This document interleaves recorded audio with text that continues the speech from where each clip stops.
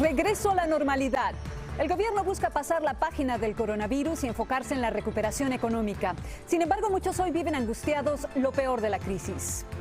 Muy buenas tardes. Todo ocurre cuando esta semana Estados Unidos ha visto un repunte de casos positivos que coinciden con la relajación de las medidas preventivas y reapertura de los estados. Esta es nuestra principal noticia. Y además, este domingo, una luz de esperanza. Científicos en Gran Bretaña desarrollan con éxito una vacuna. Tan pronto como en junio se sabría si sirve para combatir el virus. Sueños extraños. Millones de personas alrededor del mundo dicen estar teniendo pesadillas y sueños impactantes. Una experta nos dice cómo volver a dormir tranquilos. Se baja el telón. Un circo mexicano está varado en California por la pandemia, pero esto no los ha detenido para seguir generando sonrisas. Noticias Telemundo con Vanessa Ock. Termina el fin de semana en que más estados iniciaron algún tipo de reapertura y esta semana otros más se unirán a este experimento. Esto se da mientras el país ya ve las cifras de muertos sobrepasar los 67.400 y los casos positivos no se detienen, ya superan el 1.154.000. Las cifras más alentadoras, los recuperados. Más de 175.000 personas le han ganado la batalla al COVID-19.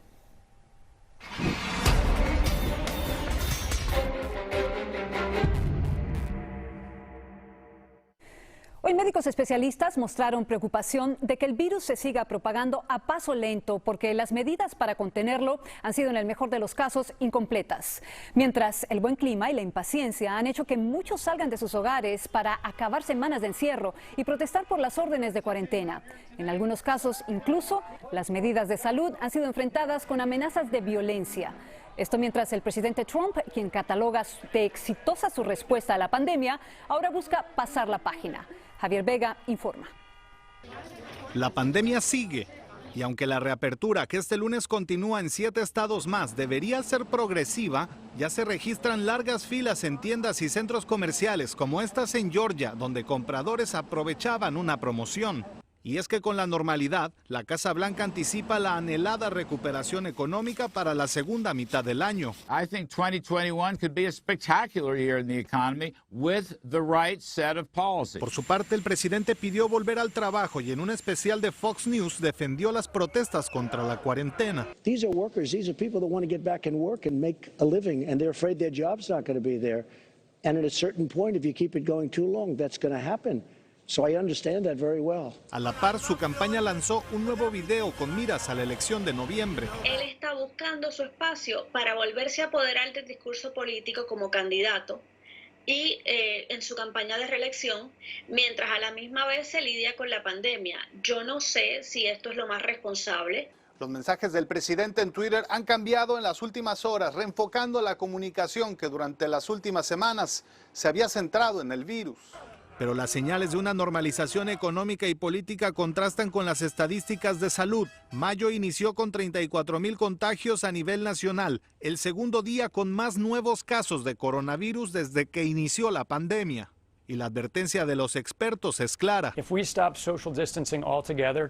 detenemos la distancia social mañana, volveríamos a los niveles de febrero o marzo. Aunque según explicó, los efectos de la relajación de medidas en muchos estados podrían notarse hasta dentro de 2 o 3 semanas en los hospitales y salas de terapia intensiva. En Washington, Javier Vega, Noticias Telemundo.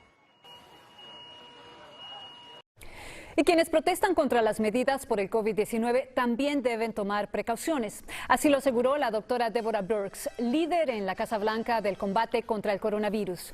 La especialista dijo estar muy preocupada al ver a manifestantes sin mascarillas. Birx agregó que se sentirán culpables si algo malo le pasa a sus familias.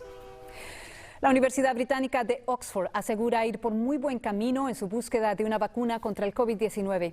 Así lo declaró un profesor de medicina de la alta casa de estudios, asegurando que las probabilidades de éxito aumentan con cada día y que en junio la vacuna pasará su primera prueba de fuego, mientras aseguró que, contrario a las críticas, no están apurando el proceso.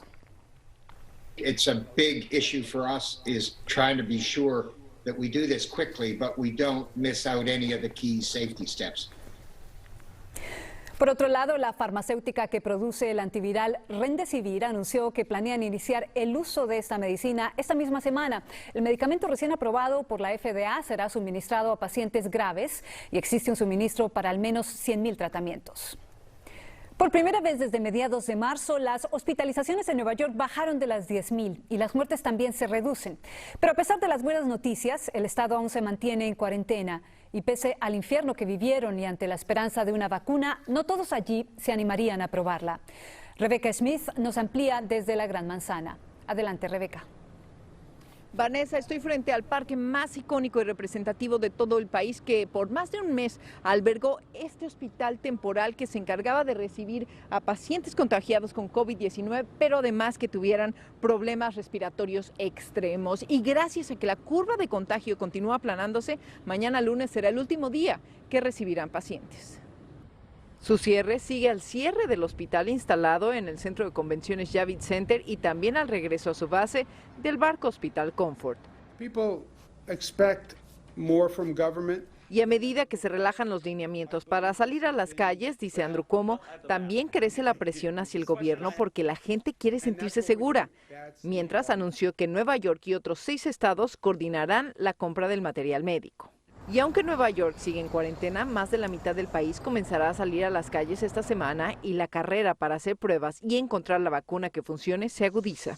Pero aunque la FDA aprobara una vacuna de prueba y esta saliera al mercado, no todo mundo está dispuesto a probarla. No sea vacuna, que hay mucha gente que tiene miedo. Pero hay quienes tienen más fe en la ciencia.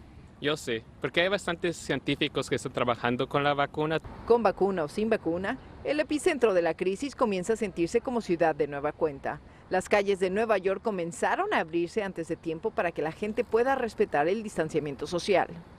Además, en algunos parques de la ciudad de Nueva York se estarán donando mascarillas a lo largo de este fin de semana y hasta el 5 de mayo, todo con el objetivo de que la gente no se olvide que debe utilizar mascarillas por orden ejecutiva.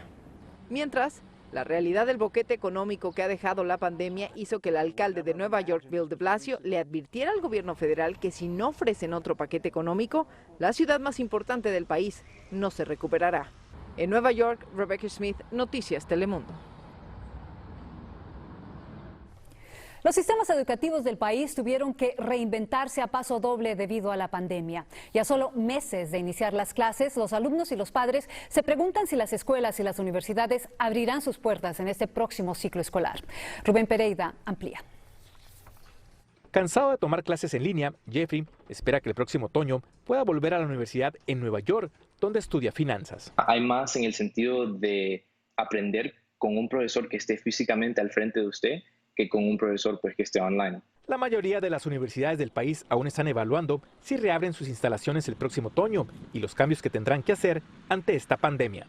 Podemos contar con una opción híbrida donde parte de las clases se hacen en línea o por internet y parte se hacen dentro del campus. Francisca busca matricularse en la universidad el próximo otoño, aunque para su madre no valdría la pena pagar tanto dinero si tiene que estudiar en línea. Estoy esperando hasta el momento que dicen ya, ok, puedes regresar a la escuela normalmente, con ningún problema.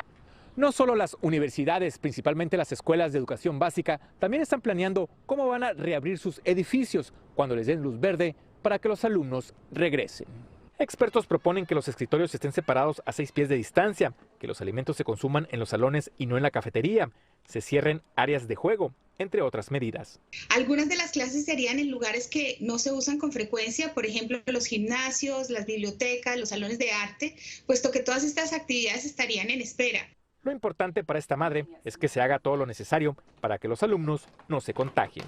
Me preocupa que se vayan a reunir esa gran cantidad de muchachos emocionados para empezar su nueva etapa de vida y no cumplan con las normas de distanciamiento social. Rubén Pereira, Noticias Telemundo. En Italia, primer epicentro de la pandemia en Europa, continúa descendiendo diariamente el número de muertes y contagios. Tras casi 2 meses de rigurosas medidas de confinamiento, el país se prepara para comenzar una reapertura lenta y gradual.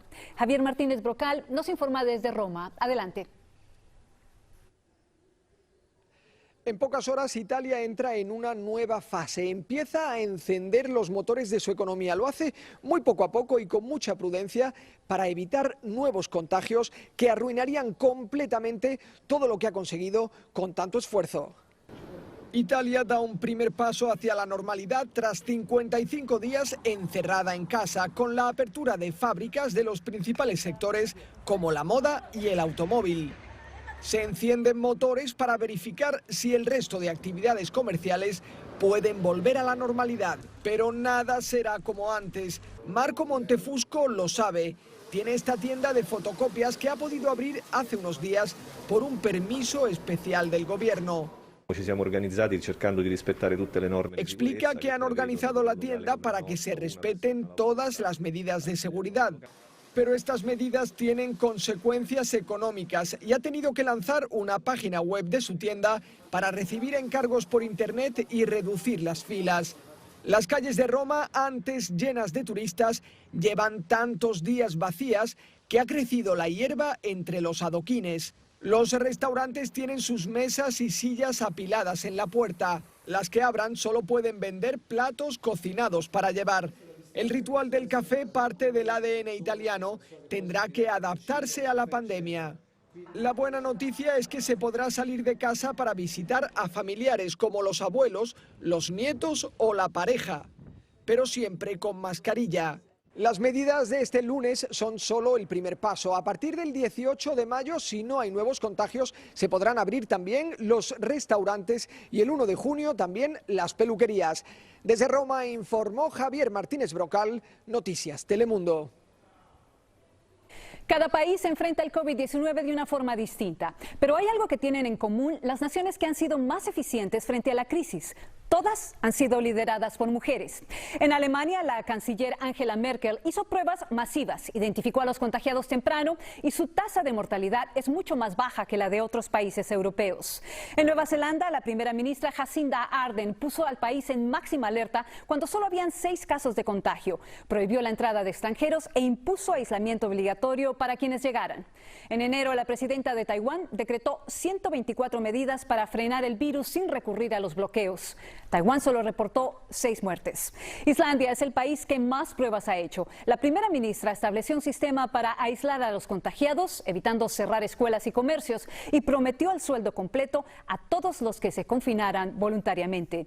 En Noruega, Dinamarca y Finlandia, sus jefes de Estado actuaron con rapidez, controlando así la pandemia. Mucho que aprender de estas grandes líderes. La Secretaría de Salud de México entregó teléfonos celulares al personal médico que atiende a pacientes de coronavirus en un hospital del Estado de México. Tomó esta medida luego que familiares irrumpieran en el hospital por no tener información de sus seres queridos. Esto, junto a un sistema de videollamadas, facilitará que las familias y los doctores puedan estar en contacto. También en México, decenas de familias vulnerables han colgado banderas rojas o blancas en la entrada de sus casas. Colocaron estas en señales, esperando que el gobierno les tienda la mano porque no tienen que comer en medio del confinamiento. Pero como nos reporta Víctor Silva, la ayuda aún no llega. La esperanza de la señora Juana cuelga en este trapo de color rojo. Es un grito de auxilio a las autoridades, la señal de que en esta casa pasan hambre. Yo trabajaba en casa.